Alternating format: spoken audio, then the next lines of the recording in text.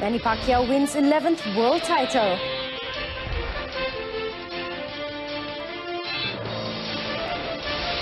Man drowned while another missing in international triathlon.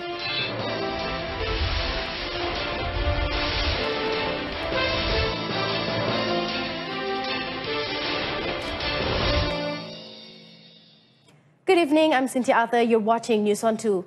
Manny Pacquiao defied odds and rolled back the years as he stopped WBA welterweight champion Lucas Matthysse, his first knockout win since 2009.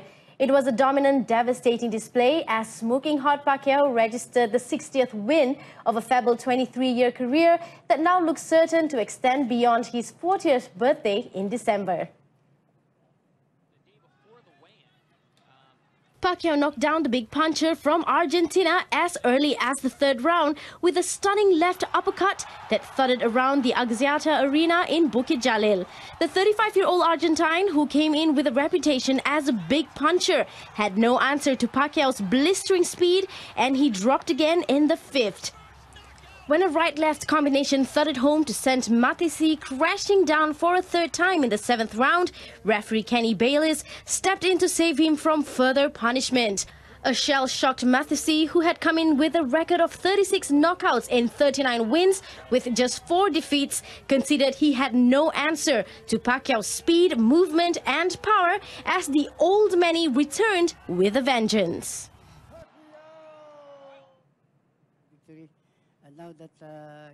Meanwhile, Pacquiao said the right mentality was one of his main factors to overcome Lucas Matthysse, besides having a great team of trainer and team members.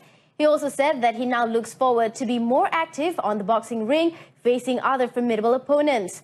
Pacquiao further noted that he doesn't feel like he is 39, and despite being encouraged by friends and families to retire from the ring, he feels he still has the ability to compete at the highest level.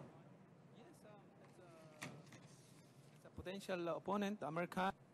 From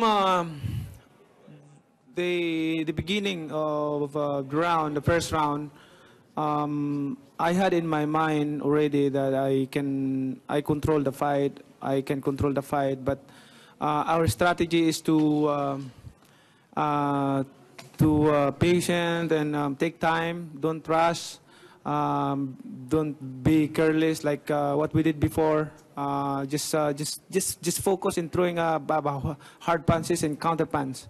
That's our strategy. So that we stick on that strategy.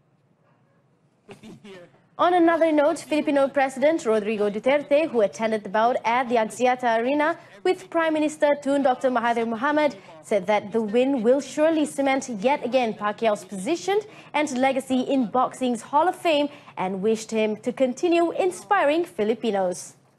That's the evidence that Millions of boxing fans across the Philippines erupted in cheers and tears of joy after national icon Manny Pacquiao beat Argentine Lucas Matthysse in a world title bout. In the run-up to the fight, 39-year-old Pacquiao was trailed by whispers that he was past his prime and doubts he would be able to best the big punching Matthysse, who is 4 years his junior.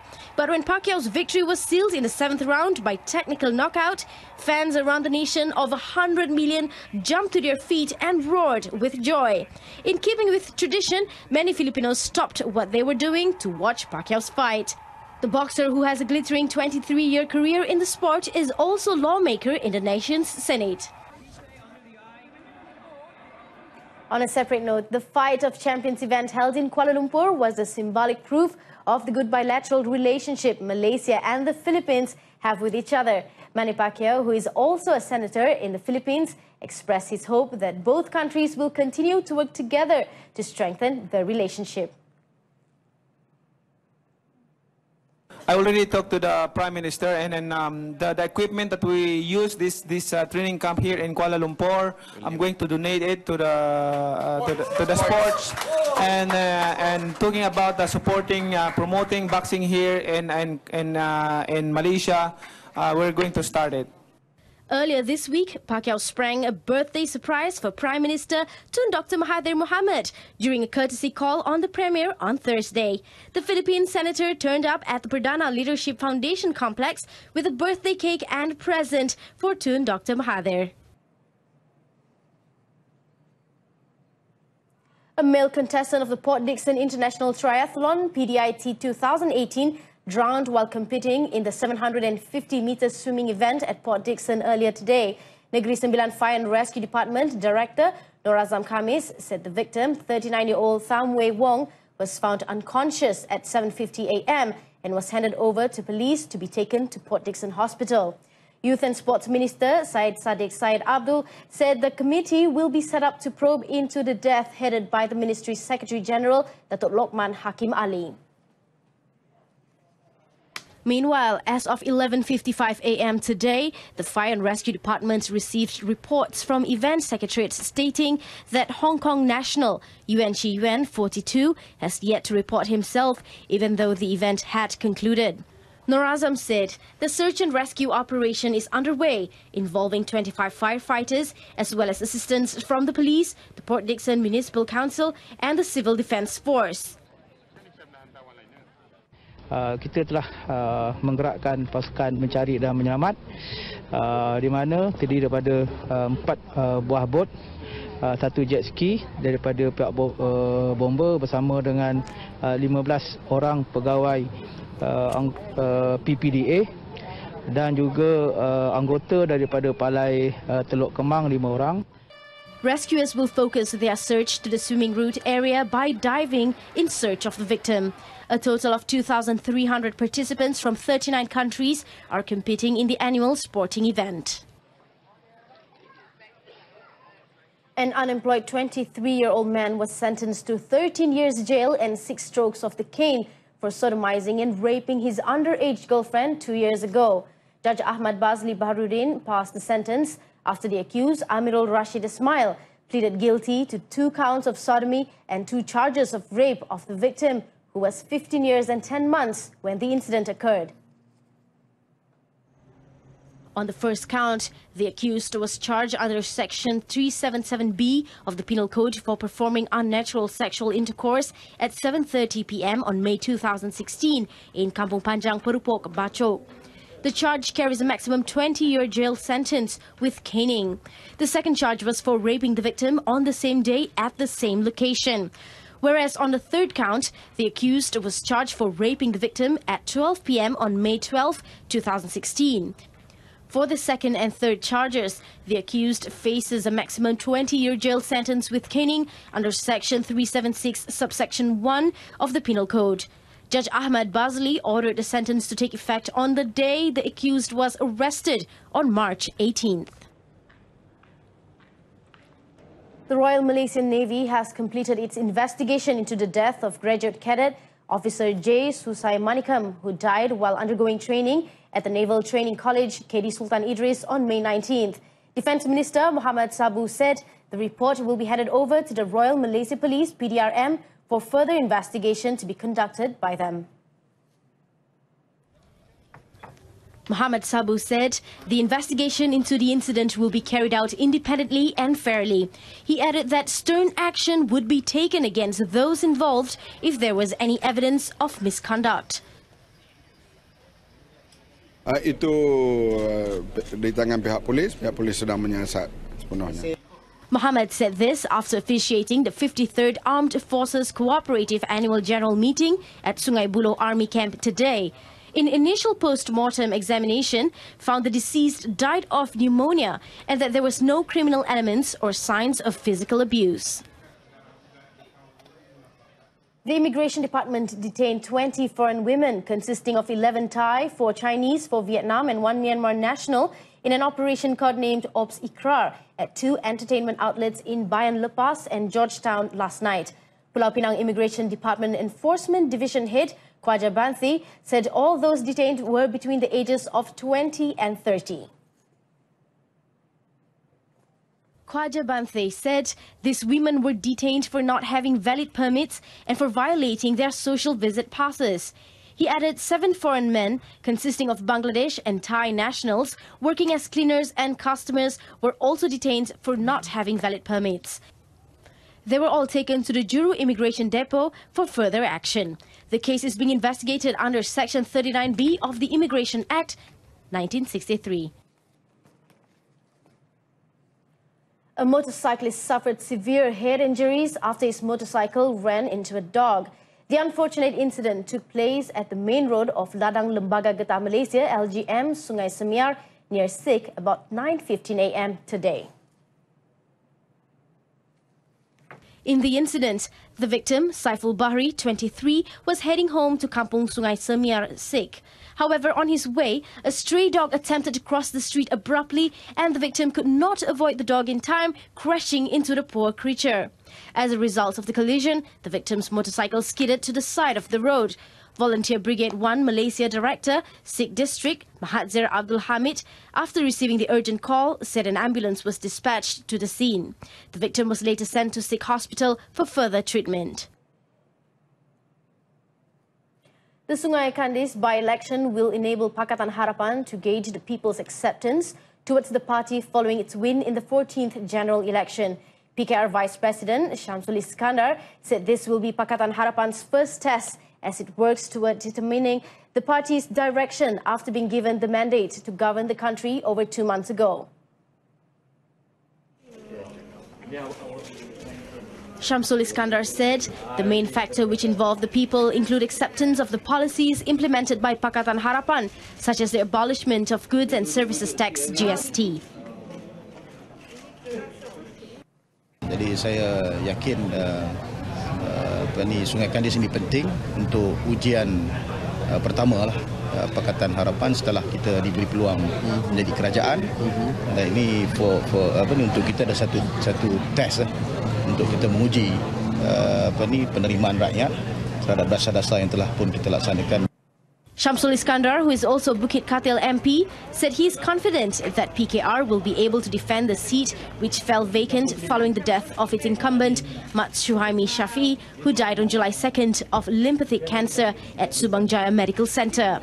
He said this after visiting the National Knaf and Tobacco Board headquarters in Kota Baru together with Primary Industries Minister Theresa Kok. Sarawak have been urged to explore their river sources as best as possible, as these assets have great potential to be beneficial for the people of Sarawak. This according to Prime Minister Tun Dr. Mahathir Mohamad.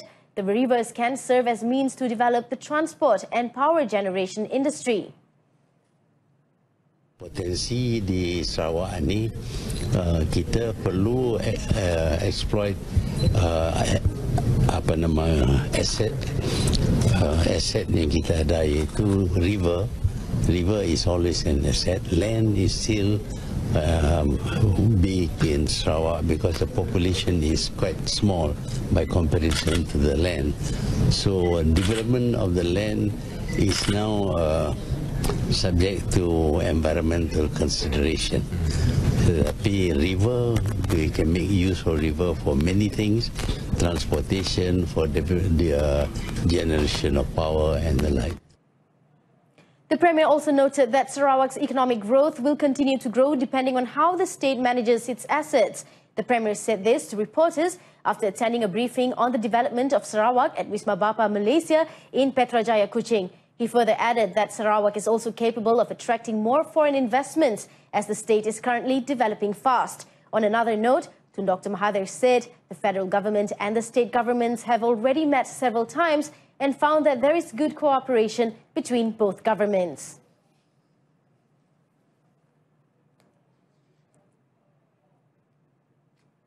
Earlier, the Premier arrived at Wisma Bapa Malaysia, the state government administration building, at 7:55 a.m. and was welcomed by Chief Minister Dato' Patinggi Abang Johari Tun Openg and Sarawak cabinet ministers. After the briefing, Tun Dr. Mahathir was presented with a cake in conjunction with his birthday. He turned 93 on July 10th.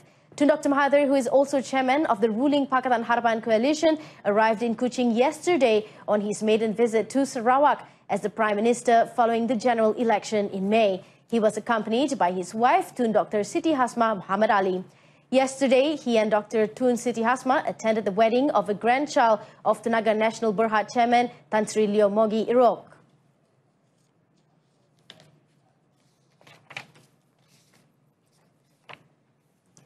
The Primary Industries Ministry estimates that the Knaf industry will be able to generate 350 million ringgit for the domestic market, while its demand in the world market is expected to reach 3.5 billion ringgit by 2025.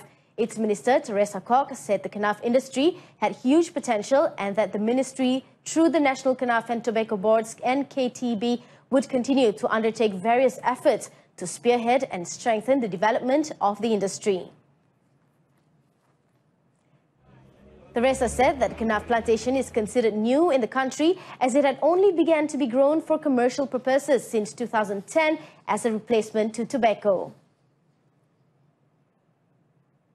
Pihak kementerian, kita akan memberi lebih tumpuan dan perhatian untuk industri ini dan saya rasa kita mungkin harus jemput lebih peniaga ataupun pelabur tempatan dan juga malah pelabur asing untuk bekerjasama dengan pihak lembaga dan juga syarikat tempatan. Kita nak lihat macam mana menjadikan yang bahan-bahan keluaran ini sebagai produk yang kita boleh ekspor ke luar negara.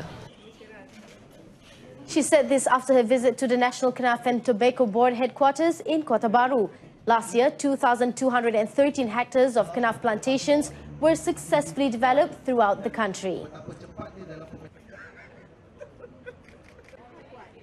Negeri Sembilan will fulfill its promise to convert the land ownership status into freehold land as contained in the 14th General Election Manifesto.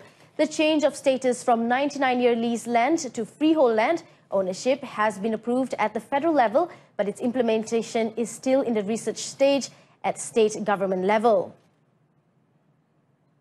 Negeri Sembilan Menteri Besar Aminuddin Harun said he met and exchanged views with the Department of Director General of Lands and Mines last week, whereby the decision to give freehold land ownership status to the relevant housing sites was made with no qualms whatsoever. However, the implementation will depend on all parties involved, including the Land Office, District Office, the District Office, and the Administrative and Diplomatic Officer (PTD).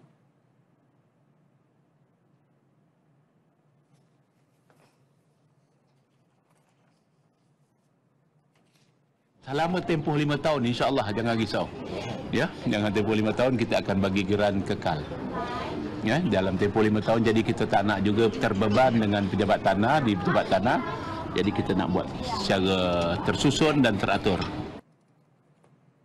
Aminuddin was speaking to reporters in Port Dickson. The full cooperation given by the Malaysian government to Saudi Arabia has resulted in the smooth handling of Hajj pilgrims going through the pre-clearance system. Saudi Arabia's Director General of Passports, Major General Sulaiman Al-Yahya, said Malaysian Hajj pilgrims were the first in the world to be introduced to the pre-clearance program at the point of departure in the home country. Well, because, the Malaysian, government, it's a good, we have a good relation and good cooperation, and also we consider the people, the best people who come into Hajj, they well organized, they well disciplined, and so our government said, okay, we will try to get the pilot in Malaysia. Major General Sulaiman also noted that the system enables immigration checks to be carried out in the home country at the time of departure instead of upon the pilgrim's arrival in the kingdom. He said this to reporters after monitoring the pre-clearance program for Hajj pilgrims at KLIA Sepang, Selangor. He further added the system took about 5 to 10 seconds for each person to go through the immigration checks, adding that the Saudi authorities plan to carry out a similar pilot project in Indonesia this year. Concludes this evening's news. On to in our top story, Manny Pacquiao wins 11th world title. Join us again at 12:30 tomorrow afternoon. Stay tuned for the World Cup final between France and Croatia live on TV1, which kicks off at 11 p.m. I'm Cynthia Arthur. Thank you for watching.